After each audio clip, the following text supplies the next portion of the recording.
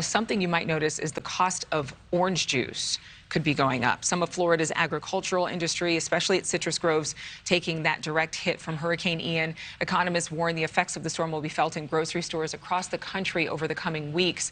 Joining me right now, Matt Joyner, the Executive Vice President and CEO of Florida Citrus Mutual, a statewide association representing 2,500 citrus growers. Thank you very much for being with us, Matt.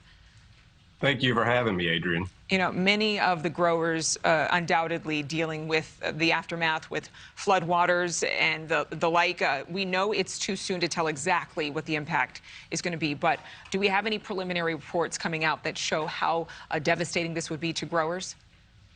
Well, certainly Ian has had a real impact on many of the citrus growing regions across the state.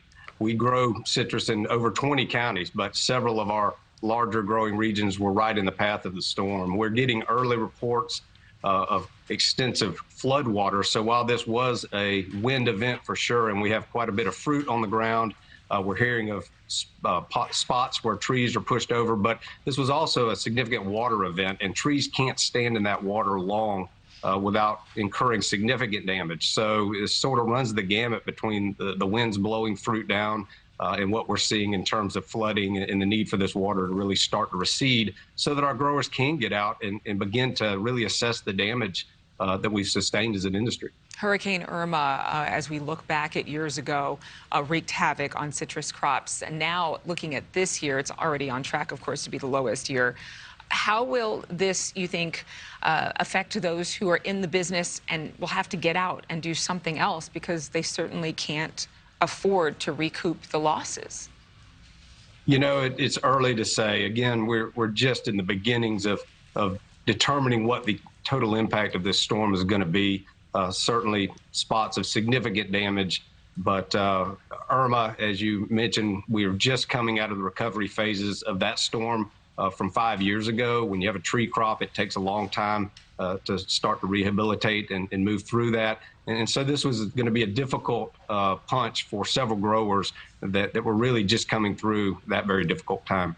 How much time do growers have to save their trees? So roughly 72 hours you need to get the water off the trees in order to incur significant damage. And in a lot of areas, we're seeing that recede. A lot of growers look to pump that water off, but in many instances, as you're seeing with the water that's standing in some of the southern counties, there's nowhere to send the water right now, unfortunately. And again, like you talking about the water, they're trying to siphon that water out, certainly to try to save any crops. Is that possible? I mean, at this stage, at this current day and hour? Again, very, very difficult in a lot of areas where that water's standing. We're seeing some areas where water is starting to recede, but there are areas where there's just no place for the water to go at this point. Is there any federal help going to growers? So, again, early to say what that recovery effort is going to look like, but obviously the federal government and others have been reaching out, and we know that there are support programs and things in place to help growers recover from these sort of events. And so we anticipate to have assistance going forward, certainly. Okay, but you haven't heard anything yet. You haven't heard anything from the federal government. Possibly the state has reached out? Yeah, we've talked to both federal and state officials. All of our elected leaders and others are being very attentive and looking to see what they can do to be helpful. Thank you for watching. Go to newsnationnow.com to find NewsNation on your television provider. And don't forget to click the red subscribe button below to get more of NewsNation's fact-driven, unbiased coverage.